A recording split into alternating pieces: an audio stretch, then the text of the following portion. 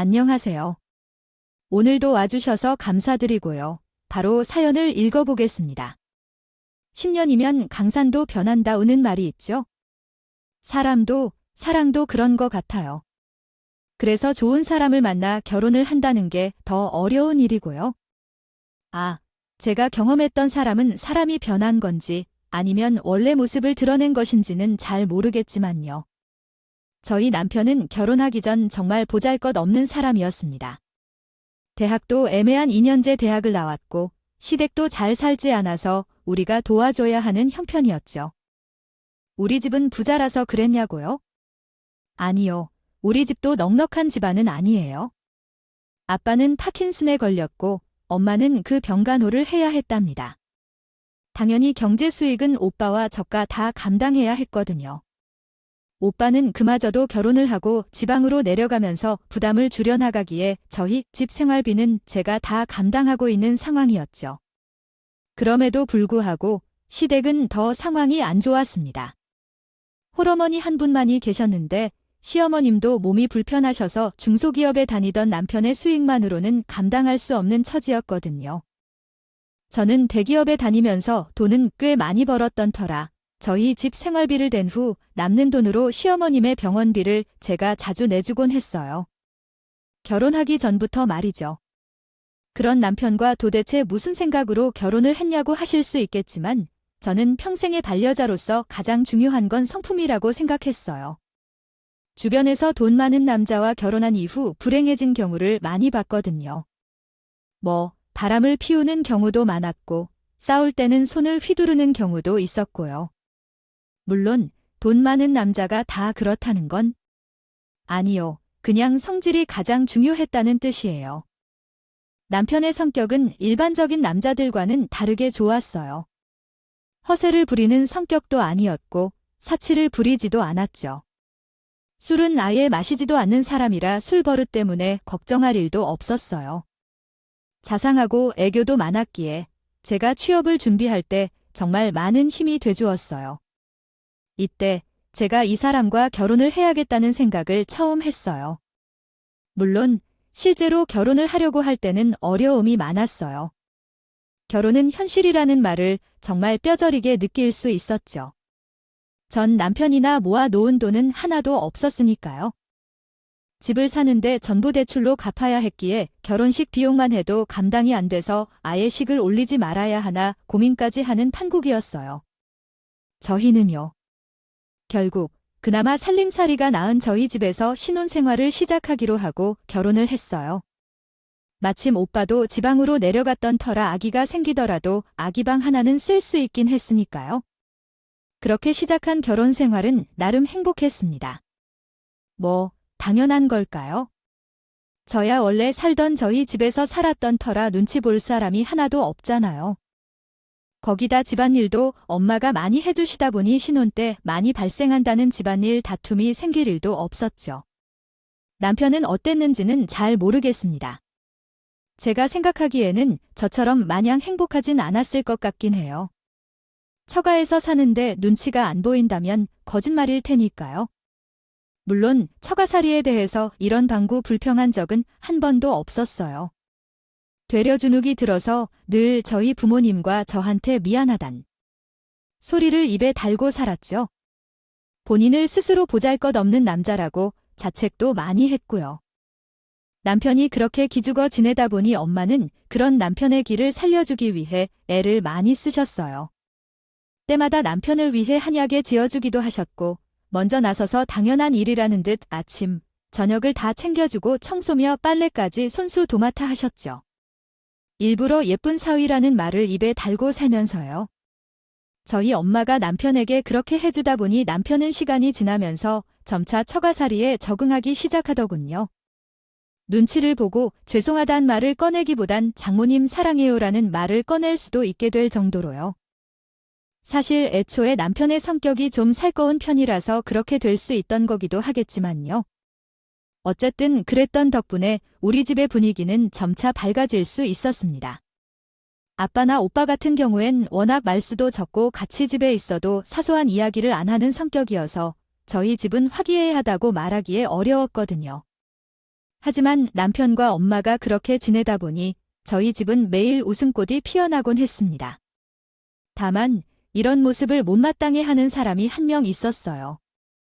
그건 바로 저희 친오빠였죠. 애초에 오빠는 저의 둘의 결혼을 반대하기도 했었습니다. 능력도 없고 집안도 안 좋은 남자와 결혼하는 거 아니냐고. 얘야, 남자가 돈도 능력도 없이 결혼한다는 게 말이 되냐? 너 사람 잘못 본 거야? 결혼은 현실이라니까.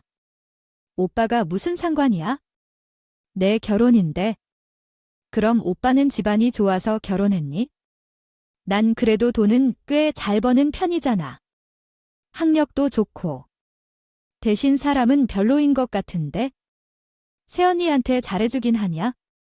내가 봐온 오빠는 아무리 봐도 쓰레기인데 야, 내가 너한테나 그런 거지?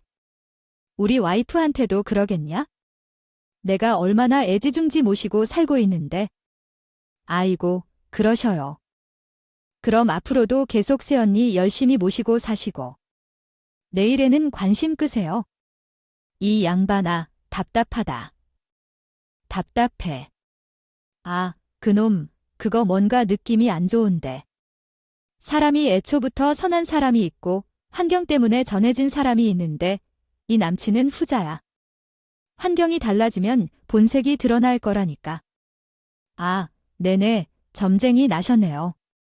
이렇게 결혼하기 전부터 남편을 마음에 안 들어 있는데 결혼한 이후에는 대놓고 남편한테 뭐라고 하더군요. 어이, 서방, 대체 언제까지 우리 엄마 고생시키려고 하는 거야? 예, 형님, 그게 무슨 말씀이세요? 아니, 그렇지 않아. 집도 우리 부모님 집에서 얹어 살고 있는데 우리 엄마가 집안일도 다 해준다며 그것 좀 양심이 없는 거 아닌가? 아, 그게 상황이 그러면 자네가 더 열심히 일해 돈을 많이 벌 생각을 해야지. 언제까지 그 회사에서 다니는 걸로 만족하려고? 이, 형님 죄송합니다. 좀 정신 차리고 살아.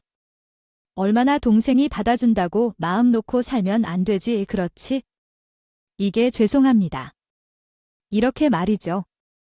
아, 그럴 때마다 제가 나서서 그만 좀 하라고 한 소리 하긴 했지만 다음에 다시 만나면 오빠는 남편에게 눈치를 다시 주곤 했어요. 그러다 보니 남편은 저희 오빠가 있을 땐 기가 죽은 채 있을 수밖에 없었죠. 하지만 그런 저희 남편이 달라지게 되는 계기가 생기게 됩니다. 그건 바로 남편이 큰 회사로 이직하게 된 일이었어요.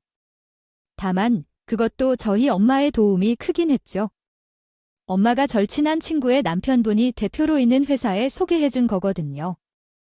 물론 그렇다고 오롯이 저희 엄마의 있기만으로 그 회사에 들어가게 된 건 아니긴 합니다. 단순히 인맥으로 들어가기만 한 건 아니고 경력적으로 면접을 보고 들어간 거긴 했으니까요. 뭐 저희 엄마가 아니었다면 면접을 볼 기회도 없었겠지만요. 남편은 면접을 본 후 노심초사하는 마음으로 결과를 기다렸어요. 그건 저도 마찬가지였죠. 아무래도 경제적으로 좀 더 넉넉해졌으면 하는 마음을 제 입장에서 안 가질 순 없었으니까요. 아무리 엄마의 입김이 있다고 하지만 그래도 결과는 모르는 거잖아요. 그렇게 초조한 마음으로 기다리기를 2주 정도 지났을 무렵 드디어 면접을 본 회사에서 출근하라는 연락이 왔습니다. 저는 너무 기뻐서 집안을 방방 뛰어다니며 소리를 지르며 떠들었죠. 뭐랄까, 단순히 앞으로 생활이 나아질 거라는 기대에서 오는 기쁨뿐만 아니라 내가 사랑하는 사람이 한 걸음 성장하는 모습을 본 듯한 기분이었어요. 남편은 그 소식을 듣자마자 제일 먼저 엄마에게 달려가더군요. 그리고 엄마를 꼭 안아주었습니다. 장모님 덕분에 제가 좀 더 사람다워질 수 있게 됐다고 너무 감사하고 사랑한다고 했답니다. 평상시에도 남편은 워낙 애교가 많고 살랑살랑한 성격이라 그런 표현이 어색하지 않았고 엄마도 남편의 그런 모습을 참 좋아하셨습니다. 그리고 남편이 첫 월급을 받았을 때 남편은 저에게 한 가지 상의를 요청했어요. 여보, 나 한 가지 고민이 있는데. 고민이란 무엇인지 알아? 우리 내일 모레가 내 첫 월급날이래. 오, 벌써 그런 시기가 왔나? 한 달이 정말로 빠르게 지나가 버렸구나. 수고했어, 정말로. 왜 고생을 해야 하는지 모르겠지만 고생한 건 분명하구나. 그래도 왜인지 모르게 뭔가 사고 싶어지는 거지? 차라든가 한 대 사고 싶어지면서 오늘의 주제는 무슨 차가 좋아? 필요 없는데 왜 그런 생각이 드는 거지? 그게 뭔데? 왜 그렇게 망설이는지. 아니, 솔직히 조금은 미안한데 나 장모님한테 처음으로 얼굴 가려들도 되나요? 아니, 장모님한테 늘 죄송하고 감사한 일들이 많아. 장모님이 뒤에 서셔서 모든 것들을 도와주시고 이 직장도 장모님 덕분인데 내가 다닐 수도 없었을 거고 그럼 최소한 첫 월급은 장모님에게 다 드려도 되는 거 아닐까? 물론 여보가 동의한다는 가정하에. 우리 엄마는 고생을 많이 했고 나는 안 했다. 아니, 그게 아니라 물론 여보가 원하면 여보 선물도 살 거지만 따로 내 선물은 무슨. 우리 엄마를 그렇게 생각해 주는 게 선물이나 다름이 없는 거지? 어떻게 그런 기특한 생각을 다 했대. 기특해. 그럼 앞으로도 장모님한테 월급 다 드릴까? 솔직히 난 그래도 될 것 같은데? 얼씨구, 1절만 하시지요. 그럼 나는 뭐 호구야? 자기 마음은 알겠으니까 그렇게 5번은 하지 말고 앞으로는 절반 정도씩만 드리자. 그럼 서로 만족할 거야? 됐지. 그리고 월급날이 되었을 때 남편은 꽃다발과 함께 첫 월급 전부를 봉투에다가 엄마에게 주었어요. 엄마는 한석호 거절했지만 남편은 감사한 마음을 갚으려면 이것도 모자란다고 막무가내로 고집부렸기에 엄마도 결국 기쁜 마음으로 받기로 했어요. 그리고 저와 대화를 나눴던 대로 앞으로의 월급 절반도 엄마에게 드리기를 했죠. 저는 내심 그런 남편이 너무 고마웠습니다. 제가 요구를 했던 것도 아니고 스스로 그렇게 생각해서 한다는 사실이 참 기특하기도 했고요. 저희 엄마나 아빠에게 받은 것들을 당연하게 생각하지 않는다는 거, 그게 사실 쉬운 일이 아니잖아요. 제가 정말 결혼을 잘했다고 다시 한번 생각할 수 있었죠. 하지만 그럼에도 불구하고 사실조차 마음에 들어 하지 않는 사람이 하나 있었습니다. 네, 아까 말했던 저희 오빠였죠. 남편과 오빠 사이 감정의 굴은 남편 상황이 나아지고 있는 것과는 반대로 오히려 점점 더 깊어져만 갔어요. 이 일을 계기로 되판 싸움까지 나버리고 말이에요. 싸움의 발달은 이렇습니다. 엄마는 저희 남편이 첫 월급을 다 줬던 게 내심 많이 기쁘긴 하셨었나 봐요. 그래서 여기저기 자랑을 하고 다니셨는데 그 대상 중에 하나가 저희 오빠였죠. 엄마는 오빠에게 사위가 쳐도 월급 탔단 거 전부 다 주더라. 애가 그래도 참 야무진 구석이 있다니까 이라고 자랑과 칭찬을 하신 듯 합니다. 그런데 오빠의 반응은 그게 맺은 능력으로 들어간 거냐? 엄마가 부탁해서 들어간 건데 무슨 그런 걸 칭찬하고 있냐? 애초에 걔가 능력이 있어서 봐라 그럴 일도 없었다 라며 제 남편 흉을 보니요. 거구요. 그런데 문제는 하필이면 그 전화를 저희 남편이 옆에 있을 때 한 거였어서 오빠의 말을 남편이 몽땅 들어버리고 말았습니다. 그리고 남편은 그걸 내심 속에 담아 두었나 보더군요. 다음 가족 행사가 있었을 때 저희 집에 올라온 오빠에게 남편은 그 얘기를 꺼냈어요. 형님, 저번에 엄얄님께 하신 말씀은 너무 심하신 거 아닌가요? 뭐가 그래도 제가 고생해서 이런 걸로 장모님 챙겨드린 건데 그렇게 말씀하실 필요는 없잖아요. 챙겨드리게. 뭘 챙겨드려? 걔거도 월급 한 번 드렸다고. 지금 생색내는 거예요. 아니, 생색내는 게 아니라. 그래도 말이 안 다르고 다른 법인데 좋게 말씀해 주실 수 있는 거 아니에요? 형님이 절 마음에 안 들어 했었다는 건 저도 진작 알아요. 그래도 좋은 이런 거고 어머님도 기뻐하시는데 그렇게 초를 치셔야겠어요. 얘 봐라, 너 말 이상하게 한다 뭐 초를 친다고 건방진 새끼가 지금껏 아무것도 없는 놈 데려다가 밥 먹여주고 치여까지 시켜줬는데 지금 내가 나한테 그런 말을 하냐? 그걸 형님이 시켜줬어요. 어머님이 하신 거잖아요. 그런데 왜 형님이 그러세요? 그래, 내가 한 게 아니라 우리 엄마가 한 거긴 하지.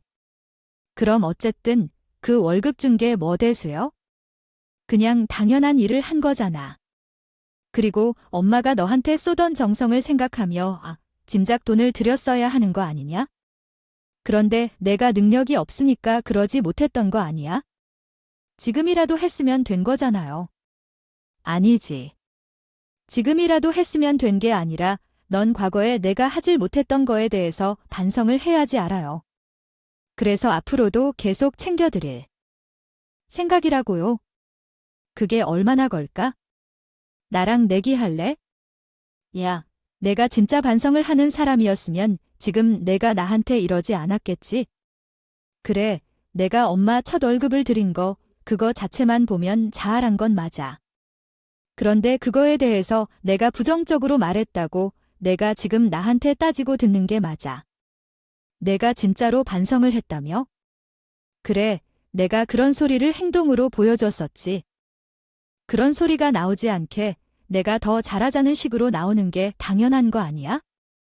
그런데 그게 아니라 지금 이렇게 나한테 따지고 드는 건?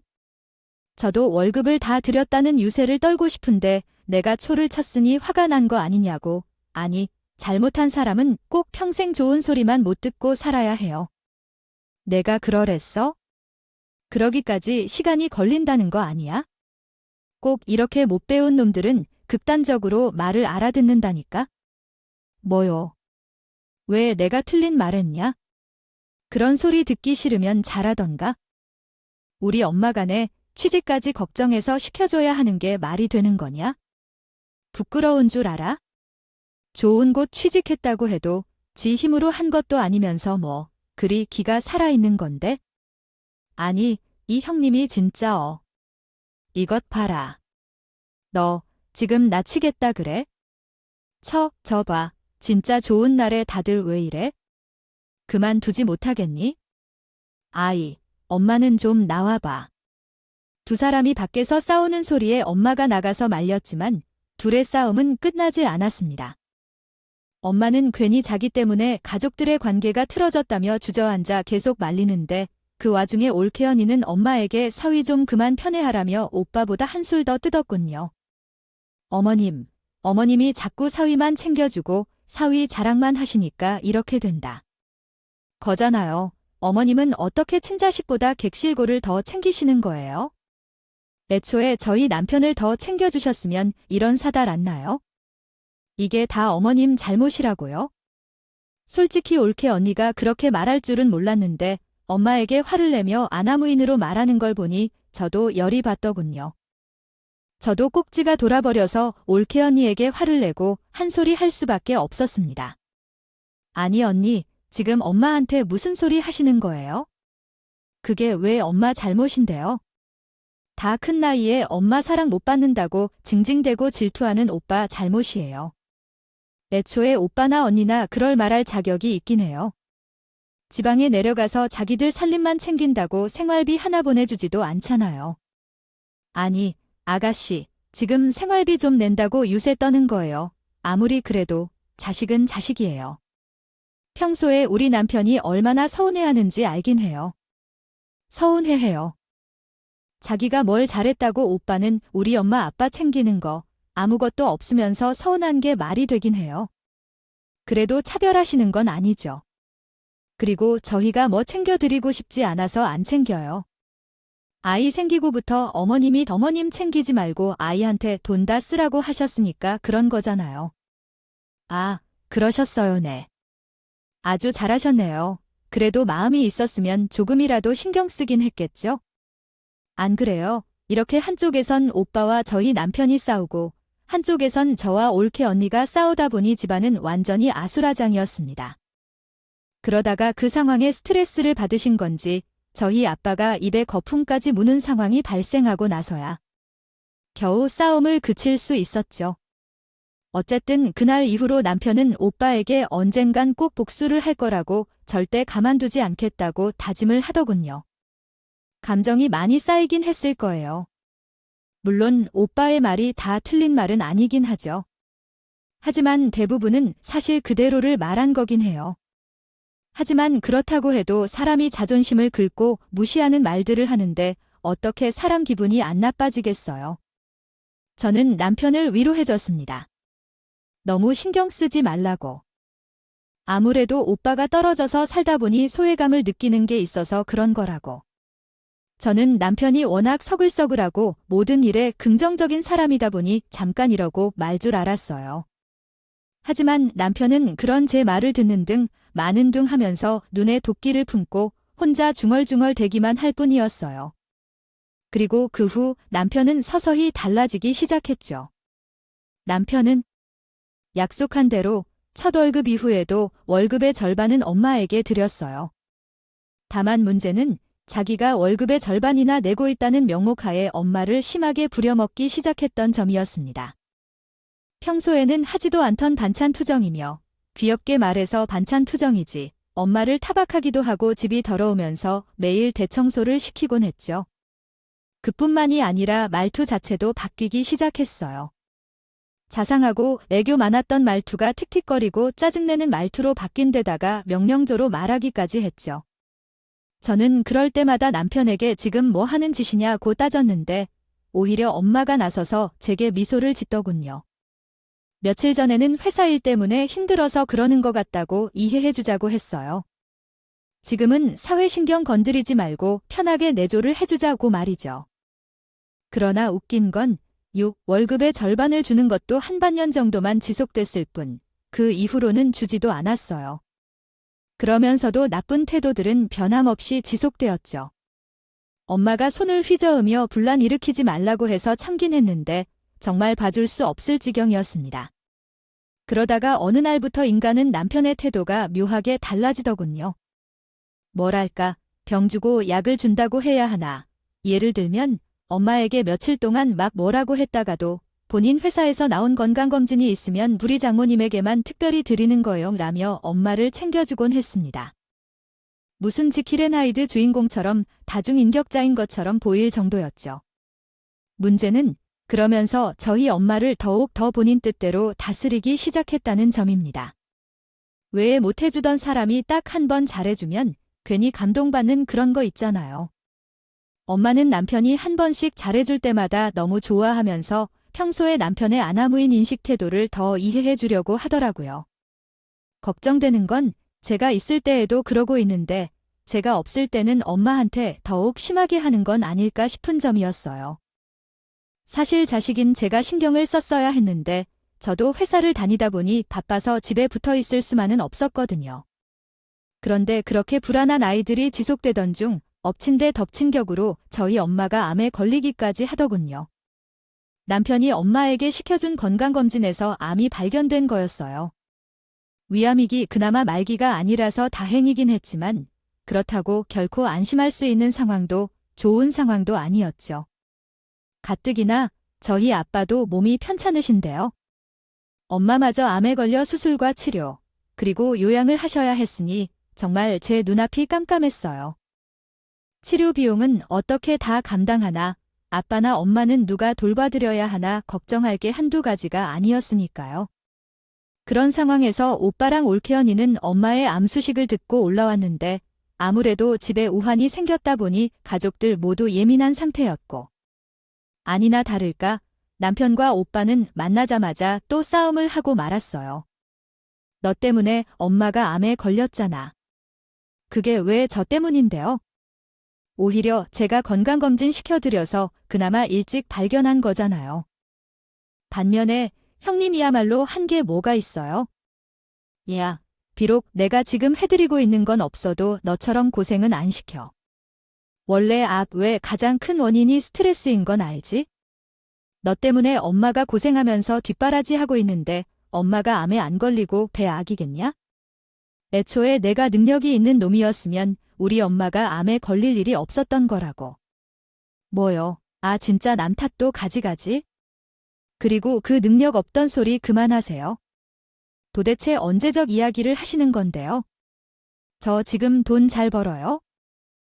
또 엄마가 취직시켜줘서 겨우 일하고 있는 주제. 지능력으로 착각을 하고 있네. 언제적 얘기. 너 취직한 지 아직 1년도 안 됐어. 반면에 내가 엄마한테 빌부터 산 건 2년도 더 됐거든. 대운이 없어서 산수도 못해가 진짜 그 소리 그만하시라고요. 듣기 싫으면 잘 나가보던가? 지금은 어차피 그래봐야 아직 말단 사원이잖아. 내가 그 회사에서 인정받고 잘 나가면 나도 이런 말 안 하지? 저 3달 뒤에 승진 시험 있거든요. 내가. 진짜 거기서 승진되면 형님 가만 안 둘 거예요. 내가 2번 다시 그런 말 못하도록 본때를 보여줄 테니까 각오하시라고요. 아이고, 무섭네. 무서워. 가만히 앉으면 내가 뭘 어쩔 건데 이런 식으로 말이죠. 엄마도 아픈데 그만 좀 하라고 제가 말려도 둘 다 제 말은 들은 척도 안 했습니다. 결국에는 이번에 또 아버지가 거품을 물고 나서야 겨우 상황이 일단락될 수 있었죠. 어쨌든 그 이후 엄마는 수술을 받게 되었고 위를 절제하셨습니다. 문제는 엄마와 아빠를 돌봐주실 분이 없단 거였는데 일단은 제가 연차와 휴가를 다 써가면서 최대한 보살펴 드렸어요. 남편보다는 자식인 제가 하는 게 맞으니까요. 하지만 휴가를 내는 것도 당연히 한계가 있었고 결국 간병인을 쓰든지 요양보호사를 부르든지 하자고 했어요. 그런데 그 말에 저희 남편의 대답은 충격적이었어요. 진짜 지금 집중해야 할 시기인데 자꾸 신경 쓰이게 하네. 요양서 그것도 더 돈이잖아. 아, 진짜 돈 많이 들어가서 짜증난다라고 했거든요. 처음엔 남편의 말을 듣고 깜짝 놀랐죠. 아무리 남편이 변했다고는 해도 그 정도로 쓰레기 같은 말을 한 적은 없었으니까요. 어떻게 우리 엄마가 아파하는데 아프고 싶어서 아픈 것도 아닌데 거기다 대고 짜증난다는 말을 할 수가 있는 걸까요? 본인은 여태 저희 친정의 빌부터 살면서 엄마 덕에 번듯한 곳에 취직까지 했으면서요. 그렇다고 병간호 비용을 본인에게 100% 다 내라고 한 것도 아니었는데 말이에요. 저는 남편의 그 말을 도저히 그냥 넘길 수 없었습니다. 뭐 지금 뭐라고요? 했어. 뭐가 지금 짜증난다고 한 거 맞아? 내가 잘못 들은 건가? 아, 너까지 왜 이래? 솔직히 이제 겨우 돈을 벌기 시작하고 있는데 돈 나갈 상황 생기면 짜증나는 건 당연하잖아. 뭐. 자기 진짜 많이 변했다고? 변하긴 또 뭘 변해? 됐어. 얘기하기도 싫어. 그리고 돈은 나도 벌고 있으니까 당신 돈으로 하라고 안 할 거니까 걱정하지 마. 지금 누구 앞에서 돈 번다고 유세 떨려고 하는 거야? 너도 내 오빠랑 똑같은 소리 하고 있네. 너도 사실은 나를 무시하고 있었던 거지? 능력 하나 없는 놈네, 엄마 독에. 내가 이직도 하고 사람답게 살 수 있게 됐다고 생각한 거 아니야? 내가 언제 그렇게 뻔하지? 자네는 대기업도 아니고 있을 때 난 중소기업에서 내 월급의 반도 못 받았으니까. 두고 봐. 얼마 뒤면 내가 승진 시험에 합격해서 내 자리랑 콧대도 납작하게 만들어줄 테니. 그때 됐을 땐 또 한 소리 하지 마. 남편은 제가 무슨 말을 하든 들지도 않고 그저 자기가 할 말만 하더군요. 저는 단 한 번도 남편을 무시한 적이 없었는데 혼자만의 상상으로 저를 나쁜 사람으로 만들어가면서 그 후로는 남편과는 더 이상 대화할 수가 없었습니다. 그 남편은 실제로 자기가 간병인 비용을 내겠다며 고집하고는 자기가 직접 간병인을 고용해왔어. 온갖 유세와 짜증을 내는 건 덤이었고요. 솔직히 그런 돈 필요 없으니 말 좀 조심하라고 하고 싶었는데 저도 스트레스가 많았던 상황이라 도저히 남편과 더 싸울 힘이 없어 그만두었어요. 결과적으로 간병인 덕분에 엄마와 아빠 간호는 별 탈 없었어요. 역시 돈이 좋긴 좋아요. 엄마는 암 치료를 받았는데 순간마다 힘들어 하셨는데 특히 항암 치료를 받고 오시면 가만히 있어도 앓는 소리를 많이 내셔서 걱정이 많이 됐었거든요. 그래도 간병인 덕분에 마음이 많이 놓였어요. 그렇게 시간은 흐르고 남편을 승진시험 일주일 전 토요일 날 회사에 일이 생겨 제가 출근을 했는데 몇 시간이 지난 뒤 갑자기 오빠한테 전화가 오더군요. 지금 집으로 빨리 가라고. 저희 남편 때문에 엄마가 상황이 좋지 않다고요. 저는 그동안의 남편 모습이 떠오르면서 헐레벌떡 집으로 불이 닿게 달려갔어요. 그리고 현관문은 연 순간 지금 생각해도 끔찍한 충격적인 장면을 보고 말았죠. 엄마가 입에 입마개가 쓰여진 채 괴로워하고 있는 장면을요. 전 곧바로 입마개를 제거한 뒤 도대체 누가 이렇게 만들었냐고 물었어요.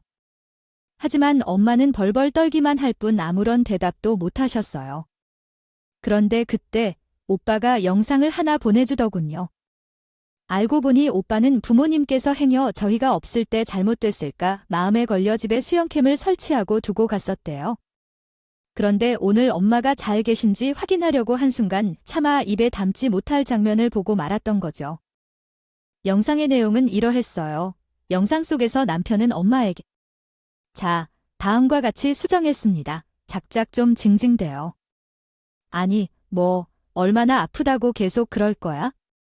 장모님 때문에 내가 시끄러워서 공부를 못하잖아. 내가 승진 시험 떨어지면 장모님이 책임질 거예요. 라고 외치더니 그래도 엄마가 소리를 참지 못하죠. 아, 진짜, 재수없게. 아, 그렇지. 새어나오는 소리 못 맡겼으면 이거 하고 있으면 되겠네 하며 강아지 입마개를 씌워버리더군요. 그러고는 끝까지 공부, 끝날 때까지 또 소리 내기만 해봐. 그 다음엔 어떻게 하는지 두고 보라고라는 말을 남기고 방에 들어가더니 잠시 뒤엔 집 밖으로 나가버렸어요. 정말 그 영상을 보는 동안 온갖 감정이 다 올라왔어요. 남편에 대한 배신감, 분노 그리고 엄마에 대한 미안함. 눈물이 참아지질 않더군요. 저는 무릎을 꿇고 엄마에게 계속 사과를 했어요. 다 내 잘못이야. 엄마 미안해, 미안해. 저는 스스로와 엄마를 좀 진정시킨 뒤 남편이 오기만을 기다렸어요. 한 1시간 정도가 지났나 그제야 남편 놈은 집에 기어들어오더군요.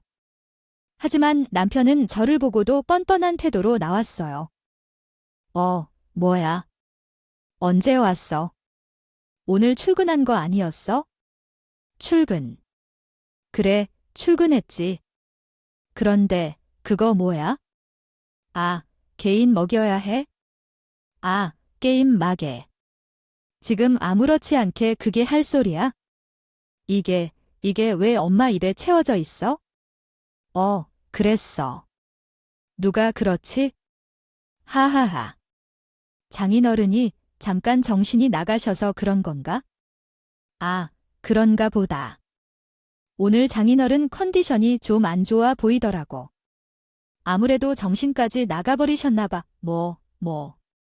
진짜, 이런 미친 놈이 다 있어? 남편의 말을 들으니 정말 제 눈이 휙 돌아버리더군요. 전 도저히 참을 수가 없어서 남편의 머리채와 멱살을 잡아 끌고 난리를 쳤어요.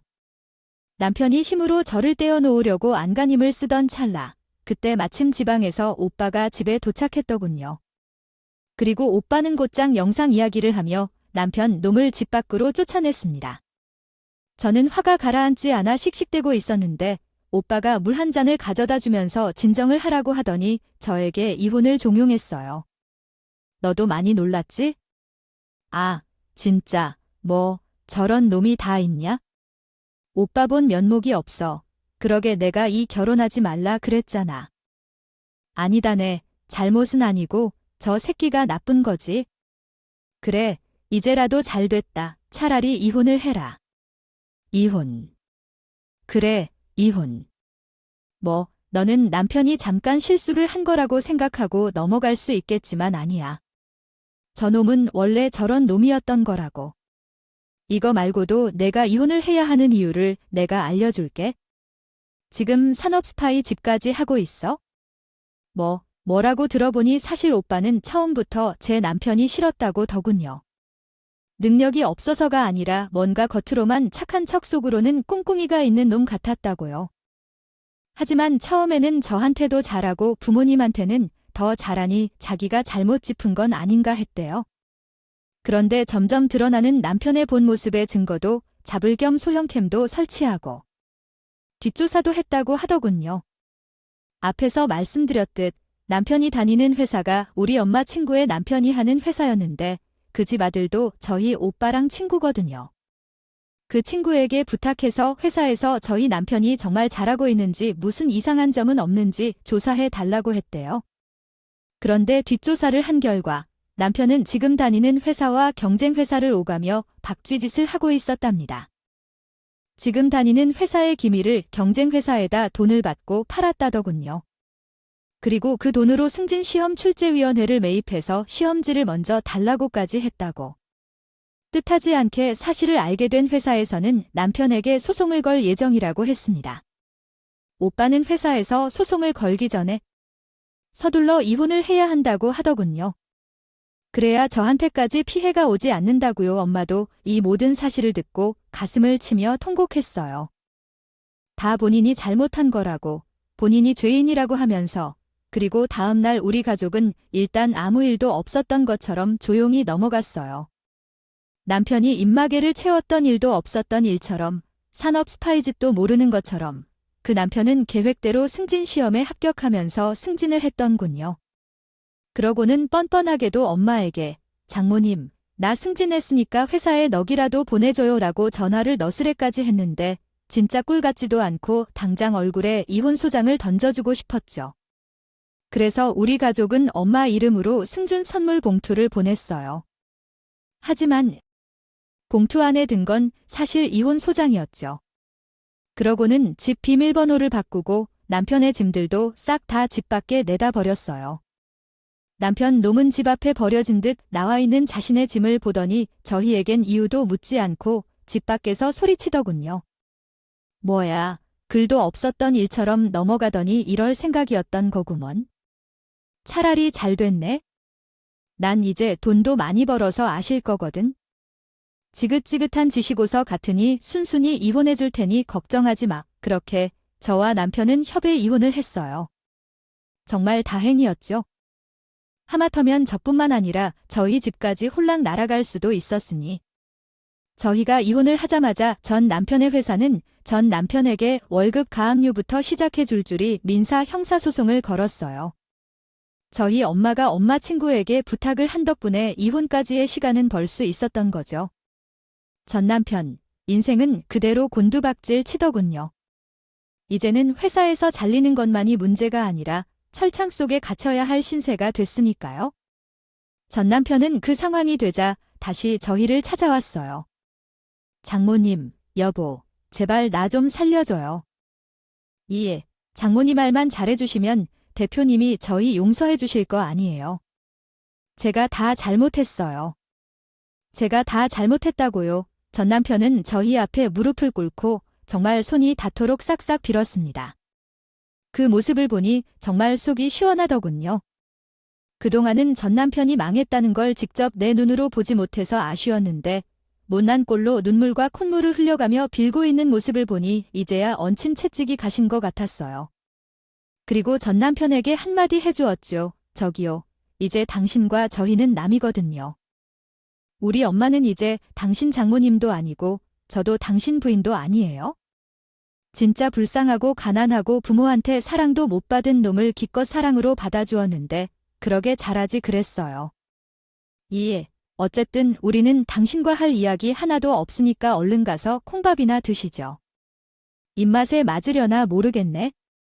은혜를 원수로 갚으니 어휴. 눈이나 빨리 닫아야지. 범죄 없겠다라고요. 그 후 전 남편은 현재 소송을 감당하지 못해 결국 지금은 철창 안에 있다고 들었어요. 아마 몇 년은 그 안에서 썩을 것 같던데 그 몇 년간은 어딜 가도 전 남편의 머리털 하나 보지 못할 것 같아 참 다행이에요. 그리고 그 사람의 형이 끝나기 전에 저흰 다른 곳으로 이사를 갈 예정입니다. 다행스럽게도 저희 엄마의 상태는 많이 호전되셨어요. 지금은 헬스장도 끊고요. 운동도 다니고 계시죠?